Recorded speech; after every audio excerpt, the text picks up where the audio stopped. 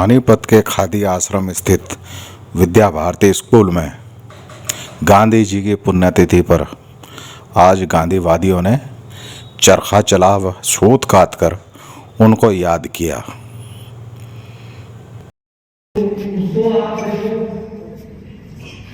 वहां पे गांधी जी तुम्हारा एक दिन में नहीं, बड़ी लोग ने तैयार की, सरकार को कागज की थी तो नहीं बचाया। 20 दिन के बाद आए दूसरे लोग मार के हमारे साहब का बयान 52 पेज में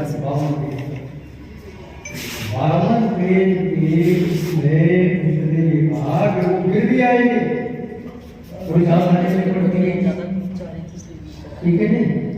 गांधी जी की पुण्य, गांधी जी एक व्यक्ति नहीं थे, विचार थे।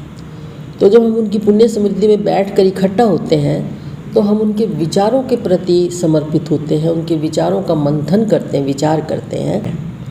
गांधी को अब ये जो इस समय वातावरण चल रहा है, ये दुर्भाग्य है हमारे देश का कि उनको गांधी को मारने की कोशिश की जा रही है और दूसरे व्यक्तित्व को महिमा मंडित करने का एक प्रयत्न जारी है।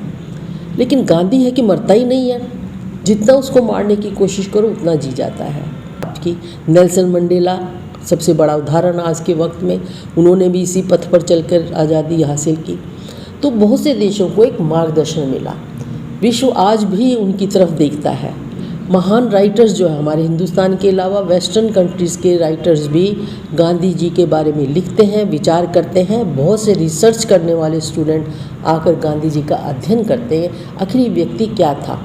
इतिहास को बदलने की कोशिश की जाती है, तभी तो गोडसे को महिमा मंडन किया जाता है। मैं आपसे प्रश्न पूछती हूँ, आप जानते हैं कृष्ण को किस व्याध ने बाण मारकर उनको उस तक पहुँचाया था?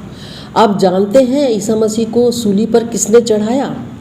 क्या हम ईसा मसीह के साथ उस व्यक्ति को याद करते हैं? आप ये बताइए। तो आज हम गांधी के साथ गोडसे की तुलना करके गोडसे को महिमा मंडित करते हैं, ये कौन सा दृष्टिकोण है? तो गांधी को नहीं खत्म कर सकते। गांधी तो विचार था, गोडसे एक व्यक्ति था, लेकिन इसके पीछे भी एक विचारधारा थी और वो विचारधारा संकीर्ण थी। वो अपने आप को हिंदूवादी कहते हैं, लेकिन मैं एक बात बताना चाहूँगी और बड़ा स्पष्ट कहना चाहूँगी, गांधी से बड़ा हिंदूवादी था नहीं। हमारा धर्म कहता है वसुधैव कुटुम्बकम, समभाव, सम धर्म, सबके लिए एक भाव, हर व्यक्ति के लिए, हर धर्म के लिए एक भाव। ये हमारा धर्म, सनातन धर्म, वैदिक धर्म कहता है।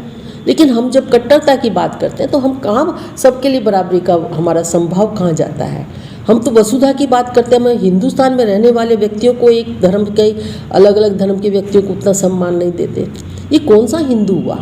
ये कौन सा हमारा सनातन धर्म, कौन सा वैदिक धर्म है? मैं ऐसा नहीं मानती। हमारे हिंदू धर्म में सहनशीलता है, एक दूसरे के प्रति समर्पण है, संभाव है, आदर है दूसरे धर्म।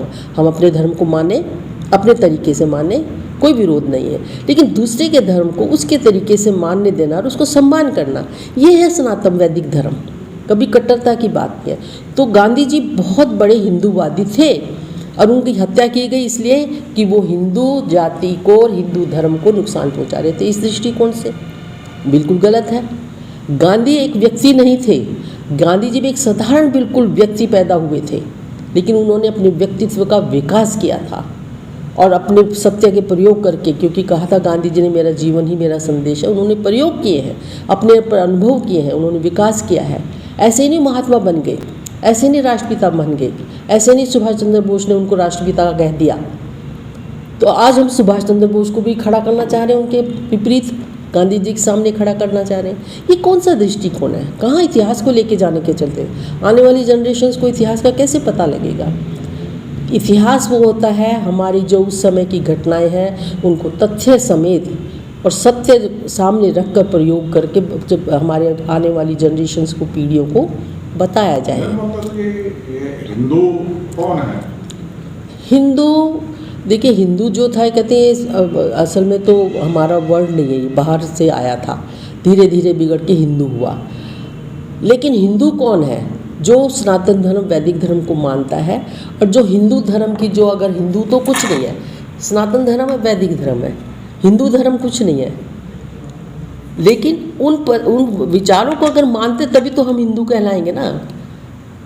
आज सिख अपने विचारों को मानते हैं तो सिख धर्म कहलाता है ना, उन सिख मानते हैं। लेकिन सिख धर्म वाले कितना संभव रखते हैं, वो तो कटुता नहीं रखते। हमारे यहाँ बौद्ध भी हैं, जैन भी हैं, पारसी भी हैं, मुस्लिम भी हैं। हम हिंदू मुस्लिम को ही लेकर क्यों चल रहे हैं?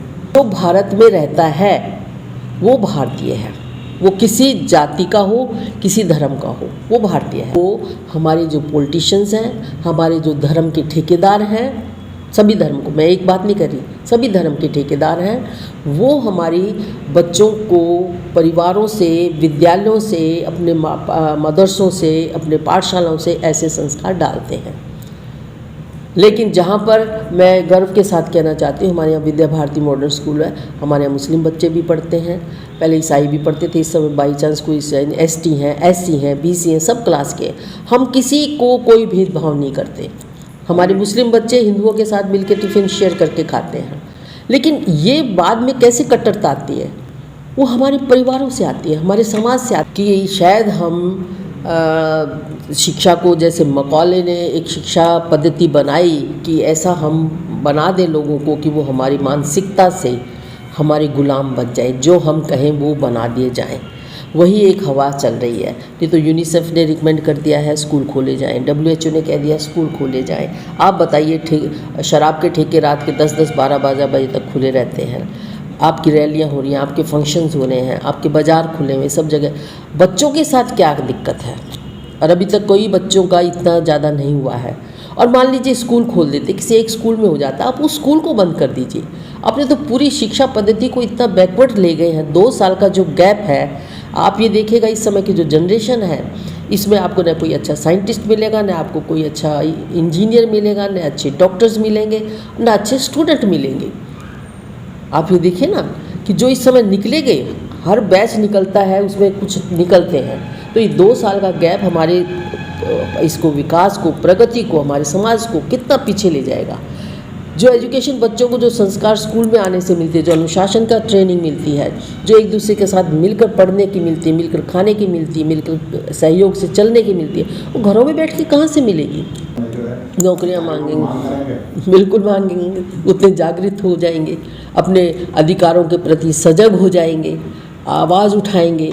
तो आवाज़ नहीं उठानी है। आज जो हालत बनी हुई है हमारे, जो हालांकि हमारा संविधान हमें कहना नहीं चाहिए, हम उसके लिए गौरव महसूस करते हैं कि समानता का अधिकार, equal opportunity for jobs, education, घूमने का, फिरने का, और स्पीच का सबसे बड़ा जो हमें अधिकार मिला, बोलने का, हम अपनी अभिव्यक्ति कर सकते हैं, अपने विचार रख सकते हैं। हमने अगर कोई विचार रखा, इसका मतलब ये नहीं हो कि हम देशद्रोही, राष्ट्रद्रोही बन गए। हमारे विचार भिन्न हो सकते हैं, मतभेद हो सकते हैं, आपके कुछ विचार हैं, हमारे कुछ है, तो अभिव्यक्ति का अधिकार हमें संविधान ने दिया है। लेकिन आज कोई भी कुछ अपना एक्सप्रेशन करता है, राष्ट्रद्रोह या कोई भी धारा लगा के, और उसके बाद जमानत भी सालों साल नहीं होती। ये अजीब बात है। यूपी वालों ने कुछ नियम चेंज किए भर्ती के, अचानक से कर दिए। एक उन्होंने जो मार्किंग की थी, वो स्टाइल, उसकी डिमांड विद्यार्थियों की बहुत टाइम से मिल रही थी। उन्होंने जिस तरह से रिजल्ट कर रहा है कि उन्होंने इंटर के बच्चों का प्लस ग्रेजुएशन के बच्चों का एक ही टेस्ट लिया, एक ही टेस्ट पेपर दिया। उससे क्या हुआ, इंटर के बच्चों को लॉस हुआ और प्रॉफिट मिला ग्रेजुएट के बच्चों को। तो वहाँ उसका विरोध पहले चल ही रहा था। इसी बीच में उन्होंने और कुछ नियम चेंज कर दिए, एग्जैक्ट तो मैं नहीं बता सकती, लेकिन किए हैं नियम चेंज। उससे एकदम से जो करीब 1.5 करोड़ उस पर विद्यार्थी इफेक्टेड हो रहे थे, उसकी वजह से अचानक हुआ। और जब भीड़ होती, भीड़ तंत्र में जो है अनुशासन नहीं रहता, वो एक भीड़ तंत्र का रिएक्शन था, गलत था। जो नुकसान उन्होंने किया उसके लिए अहिंसा की हम स्वीकृति करते हैं, सहमति दिखाते हैं। हिंसा का कहीं जगह नहीं है। आप अपनी बात को एक्सप्रेस कीजिए, है आज़ादी आपको, लेकिन वो गलत हुआ। लेकिन उसके बाद जिस तरह से पुलिस का एटीट्यूड रहा, निर्दोष है, दोषी ये नहीं देखा गया हर स्टूडेंट को, जैसे जामिया मिलिया में हुआ था, आपको याद होगा उन दिनों, वही इन्होंने किया है। तो वो भी बहुत गलत हुआ है। तो ये चीज़ें गलत हो रही हैं। इसका मतलब क्या हुआ कि वहाँ का डिसिप्लिन जो है कंट्रोल में नहीं है। ये सबसे बड़े में उजागर ये आता है कि डेमोक्रेसी में सहयोग से चलना होता है, निश्चित रूप से चलना होता है, लेकिन आपका डिसिप्लिन मेंटेन करना और ये सब करना, अचानक सा नियम, रातों रात नियम बदल देते, ये नहीं देखते कि इनका किस पर इफेक्ट होगा, क्या होगा, तो नेचुरली रिएक्शन तो होगा। तो गांधी जी की जिंदगी हमको देखना चाहिए, ये तो रोज ही देखना चाहिए। ऐसा नहीं कि आज की जिंदगी को निश्चित करती है, इसलिए करती है कि रोज न सही तो कम से कम कभी कभी सही एक ही बात कोई अगर हमारे हिस्से में आ जाती है और हमारे जिंदगी को उतार लेते हैं तो निश्चित रूप से हमारी जिंदगी की जो धारा है बदल जाती है। मैं आपसे निवेदन करना चाहूँगा कि बहुत सारी बातें नहीं लिखी हैं। उन्होंने कहा कि मेरी जिंदगी ही मेरा उद्देश्य है। इसका अभिप्राय यह है कि जो कहना चाहते थे या किसी को बताना चाहते थे, इससे पहले उसको अपनी जिंदगी को उतारना चाहिए। अन्यथा तुलसीदास जी ने कहा कहना चाहते थे उसे अपनी जिंदगी को उतारना चाहिए। और आपने देखा उनकी जिंदगी में आलोचक के पद के होते यहाँ की सही रामचंद्र सदैव तरीके से चलता है। कई बार जब जानबूझकर आदमी करता रहता है उसका निरंतर तैयार करना चाहिए। गांधी जी की बहुत मोटी बात है, जब हम जानते हैं वो दुआते हैं जिंदगी में सबके अहिंसा यहाँ की सही रामचंद्र सदैव तरीके से चलता है। कई बार जब जानबूझकर आदमी करता रहता है उसका निरंतर तैयार करना चाहिए। गांधी जी की बहुत मोटी बात है, जब हम जानते हैं वो